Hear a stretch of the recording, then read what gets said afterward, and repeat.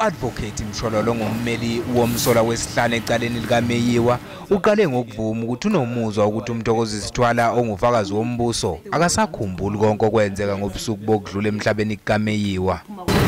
Mr. Twala,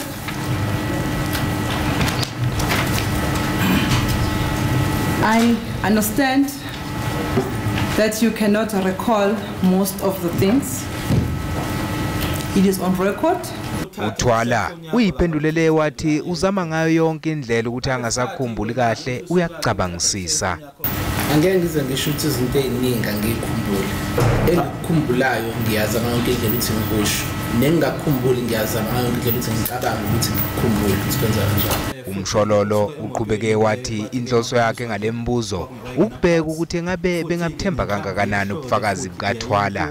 The purpose for my cross-examination is to check how far can we accept your evidence as a reliable evidence in this court. uMshololo uthi wayesedla mponjwana uThwala ngenkathi kwenzeka lesi sigameko. And the reason why you are saying so is because that incident took place when you had taken alcohol. uMshololo uthe kusobala ukuthi uThwala azange ambone wadubula kulaba babesendlini. Leli cala liyaqhubeka. Silindo kuhle ngidi eindabeni ze-SABC.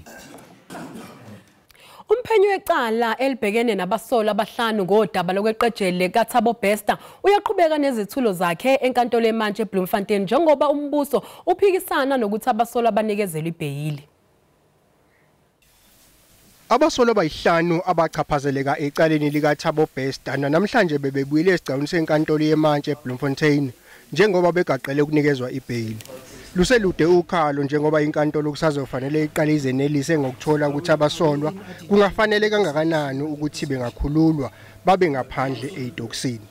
Umshushisi wombuso uhloma ngembuzo uColonel Flayman nangesimo lapho ogcinwe khona abasolwa abahlanu njengoba ngaseqaleni kosuku namhlanje embuze ngesimo sesitokisi njengoba phakathi kwezinye zezizathu zabasolwa zokuthi kufanele bakhululwe kungenxa yezikhalo zabasolwa zokuthi abanazo ingubo ezanele zokwembatha ngaphakathi.